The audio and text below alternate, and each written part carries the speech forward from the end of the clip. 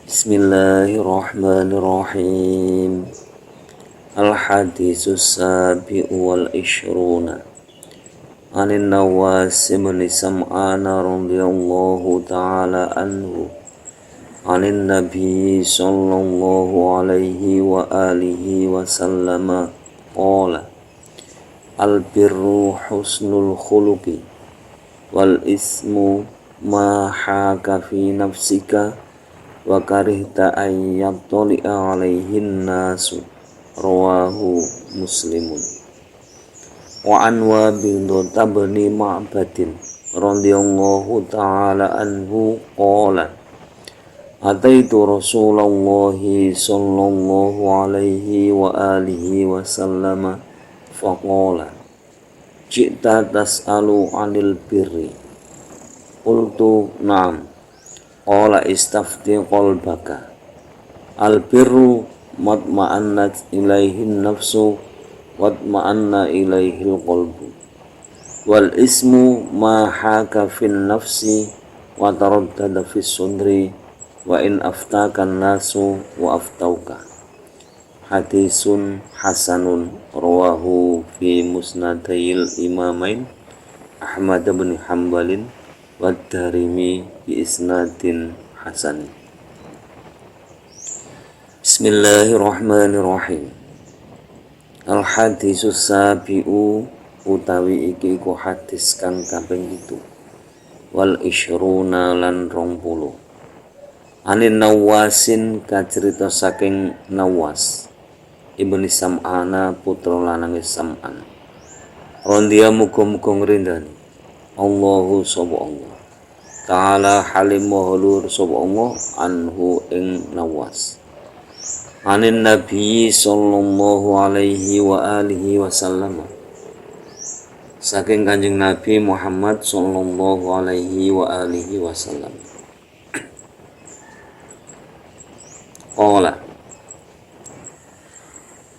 dawuh sapa Kanjeng Nabi Muhammad sallallahu alaihi wa alihi wasallam al-birru utawi kebagusan husnul khuluqi iku baguse akhlak wal ismu utawi dosa ma iku perkara haka kang isin fi nafsika ing dalem awak dhewe sira wa karih dalan sengit sira ayat taulia ing nyento ngawerwi alaihi ing ma annasu sapa menungso rawang riwayatake hu ing hadis Muslimun sapa Imam Muslim. Wa an Wabindota lan kacerita saking Wabindo ibni Ma'badin putra lanang Ma'bad radhiyallahu ta'ala anhu qala matur sapa Wabindo ataitu teka sapa ingsun Rasulullah sallallahu alaihi wa alihi wasallam ing Rasulullah sallallahu alaihi wasallam faqala mongko dawuh sapa Rasulullah sallallahu alaihi wasallam cita teka sapa sira tasalu hale takon sapa sira anil birri saking kebagusan ultu mongko jawab sapa ingsun naam nggih qala dawuh sapa Rasulullah sallallahu alaihi wa alihi wasallam istafti amreho nasihat sira qalbaka ing awak sira albirru utai kebagusan ma iku perkara itma'annat kang ngantengake ilaihi apa ma annaf ilaihi maring ma an-nafsu apa nafsu wat ma'anna lan ngantengake temenan ilaihi maring ma al-qalbu apa ati wal ismu utawi dosa ma iku perkara haka kang isin sira haka kang isin fin nafsi ing dalem nafsu wa taraddada lan kang miter-miter utawa kang ragu fi sodri ing dalem dada wa in aftaka lan senajan amre nasihat sira annasu sapa manungsa. Wa in aftaka lan amre nasihat ka ing sira annasu sapa manungsa. Wa aftau lan padha nasihati sapa annas ka ing sira. Hadisun utawi ki hadis hasanun iku hadis hasan. Rawaina ngriwayatake sapa karone hu ing hadis fi musnadil imamaini ing dalem musnad Imam karone Ahmad ibni Hambalin rupane Ahmad bin Hambal wa Darimi lan Imam Darimi bisnadin kelawan sanad hasanin kang bagus. Hadis ke-27 ini ada dua periwayatan, yakni yang pertama diriwayatkan oleh Imam Muslim, yang kedua diriwayatkan oleh Imam Ahmad bin Hambal dan Imam Ad-Darimi dalam musnadnya. Yang pertama itu dari sahabat Nawas bin Sam'an radhiyallahu ta'ala dari Nabi Muhammad sallallahu alaihi wasallam, bahwa Nabi Muhammad sallallahu alaihi wasallam bersabda, al-birru husnul khuluqi wal ismu mahaka fi nafsika wa karita ayat toli alaihin nas. Jadi kebaikan itu adalah bagusnya akhlak. Secara umum kebaikan adalah bagusnya akhlak.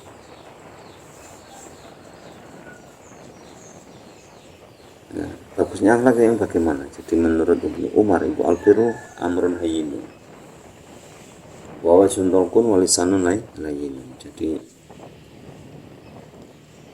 hendaklah wajah kita itu selalu tersenyum. Itu kebaikan, tentukan dari segi ucapan-ucapan yang lembut, itu juga akhlak. Jadi apapun yang berhubungan dengan akhlak yang baik itu dinamakan kebaikan. Jadi al-birru husnul khuluqi, kebaikan adalah akhlak yang baik. Jadi ucapannya lembut, terus tingkah lakunya sopan.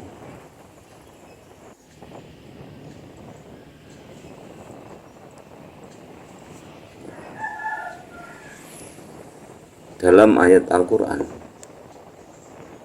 Allah berfirman, walakinnal birra man amana billahi wal yaumil akhir. Jadi kebaikan itu adalah beriman kepada Allah dan beriman kepada hari akhir. Itu juga akhlak. Jadi bagusnya akhlak itu ya beriman kepada Allah dan beriman kepada hari akhir.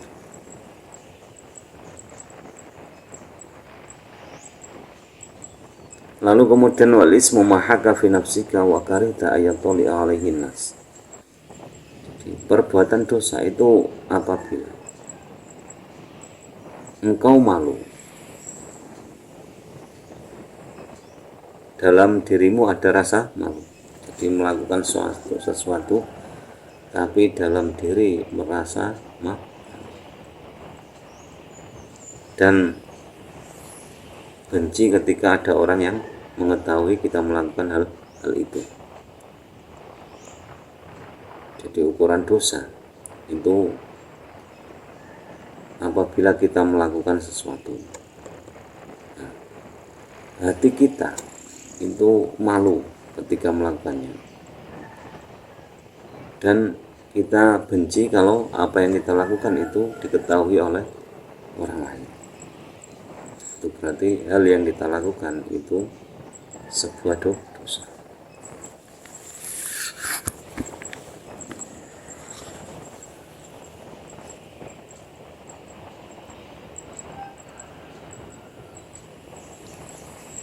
Wafil hadisi, dalam sebuah hadis dijelaskan lagi, jadi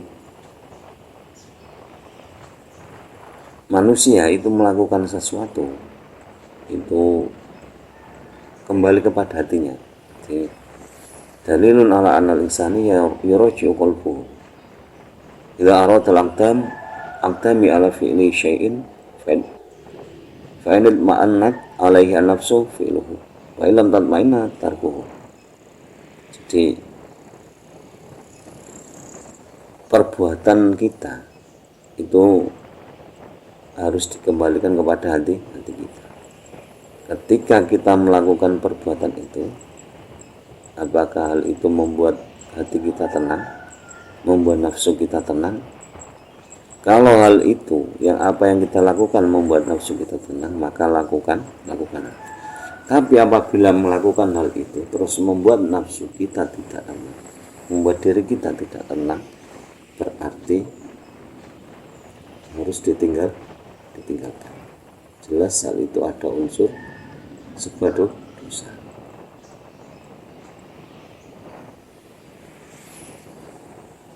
Hadis ini juga bertalian erat dengan hadis yang membahas tentang syubhat, yaitu al-halal bayyinun wal haramu atau innal halala bayyinun wa innal harama bayyinun. Jadi jelas yang harus ditinggalkan itu dari segi yang syubhat, karena halal itu jelas, haram itu jelas. Kalau misalkan kita melakukan hal yang halal terus ada keraguan, itu otomatis yang membisikkan keraguan itu adalah setan. Kalau kita meninggalkan hal yang haram terus ada keraguan, itu otomatis yang membisikkan ke dalam dada kita itu setan. Tapi kalau perkara yang syubhat itu ukurannya adalah ketenangan diri kita. Kalau kita tenang melakukannya, berarti itu tidak ada unsur dosa. Tapi kalau hati kita selalu berputar-putar atau bingung sendiri, ini bagaimana melakukan ini bagaimana melakukan ini, berarti itu otomatis ada sesuatu dosa yang ada di dalam apa yang akan kita perbuat.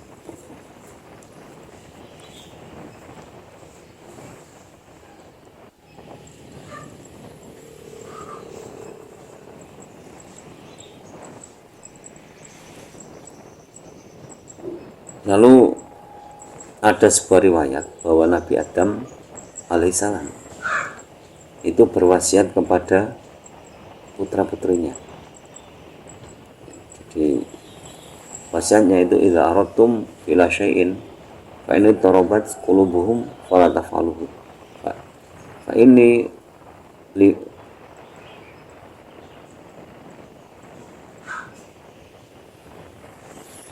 fa inni lamma danautu min akli syajarati udharabtu qalbi indal akli. Jadi Nabi Adam alaihissalam berwasiat kepada anak-anaknya, apabila kamu akan melakukan sesuatu, ketika dalam hatimu ada keraguan, maka sesuatu itu pun jangan dilakukan. Karena dulu saya sebelum memakan buah itu dalam hati saya ada keraguan.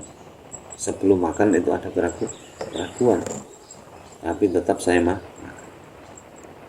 Dari hal itu saya disalahkan oleh Allah Subhanahu wa Ta'ala. Jadi apapun yang kita lakukan, kalau ketika akan melakukannya itu ada keraguan, maka tinggalkan. Kalau tanpa ada keraguan sama sekali, bahkan kita yakin bahwa hal ini benar, maka lakukan.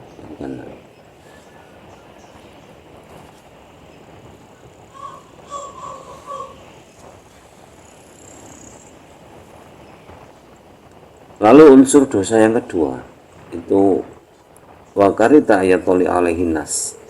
Jadi apabila melakukan hal itu dan ketahuan orang lain, kita malu, kita benci, kita membenci kalau melakukan hal itu ketahuan orang lain.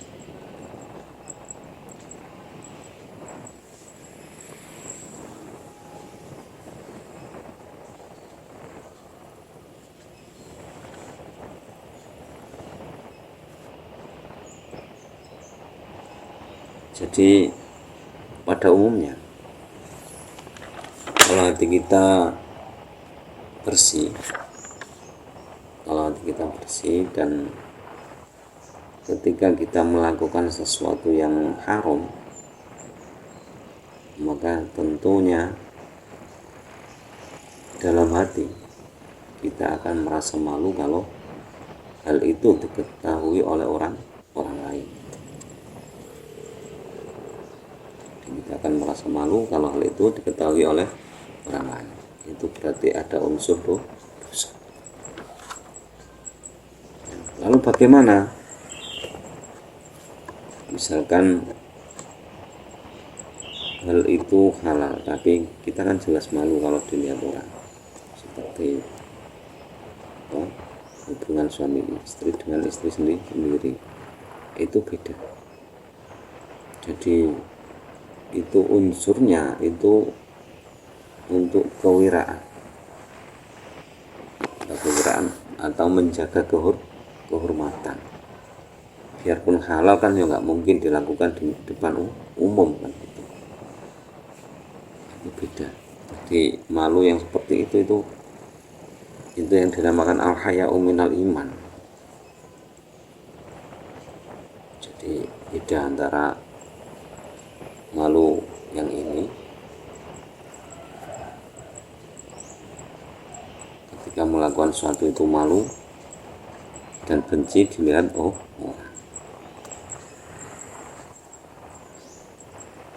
Tapi itu kan malunya untuk waro, untuk menjaga sebuah kehormatan. Itu beda. Jadi jangan semuanya dibolak-balikkan. Kita jangan membolak-balikkan kata untuk mencari sebuah kesalahan atau untuk mempertahankan kebenaran kita yang subjektif.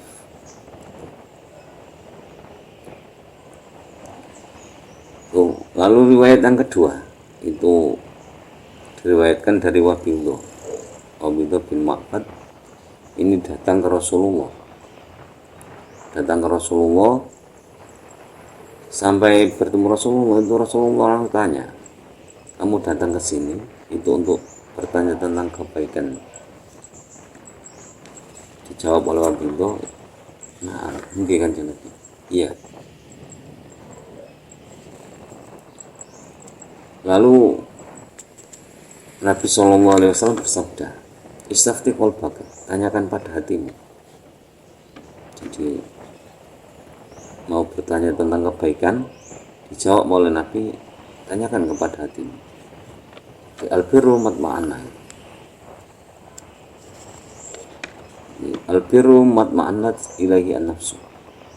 Kebaikan adalah sesuatu yang menenangkan pada diri kita dan menenangkan hati kita. Jadi kita melakukan apapun itu yang sifatnya baik, itu akan menenangkan diri kita dan hati kita.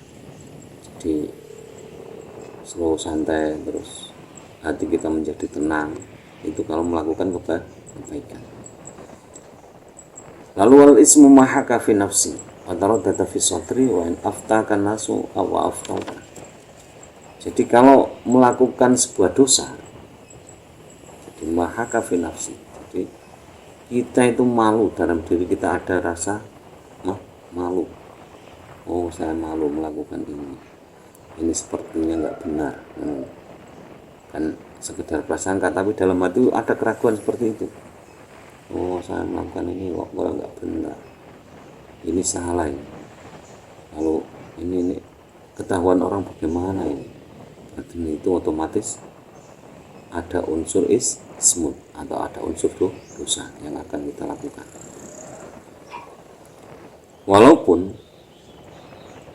Walaupun kita meminta pendapat semua orang untuk melakukan hal itu, dan orang-orang juga memberi pendapat, tapi kalau dalam hati kita masih ada keraguan, berarti hal itu ada unsur dosa.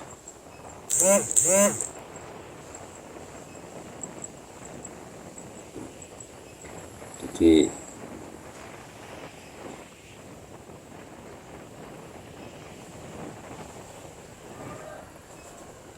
Misalkan ada seseorang membawakan hadiah kepada kita. Nah, hadiah itu dari barang haram. Itu kalau kita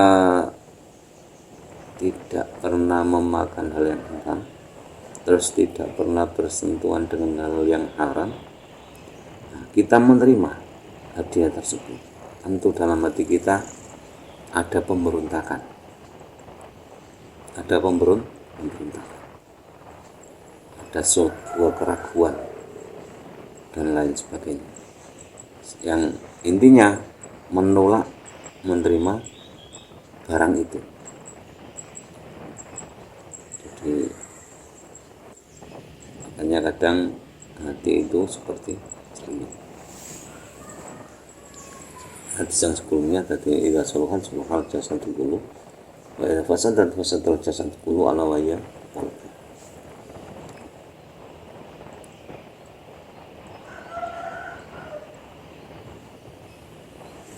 Jadi yang perlu diketahui lagi, kita harus mempunyai sifat warok, jadi menjaga kehormatan kita, menjaga diri dari melakukan hal-hal yang ada unsur dosa. Wallahu alam bishawab. Semoga bermanfaat di dunia wal akhirah, dan semoga lantaran ngaji ini kita diberi tambahan ilmu oleh Allah, ilmu yang disertai dengan hidayah, dan kita bisa memahami lebih dalam lagi tentang agama Islam. Dan semoga kelak yaumil qiyamah kita mendapatkan syafaat dari Nabi Muhammad SAW. Dan semoga guru-guru kita, orang-orang tua kita senantiasa dirahmati oleh Allah Subhanahu wa taala. Akhirul kalam, ihdinas shiratal mustaqim. Wallahul muwaffiq ila aqwamit thoriq. Wassalamualaikum warahmatullahi wabarakatuh.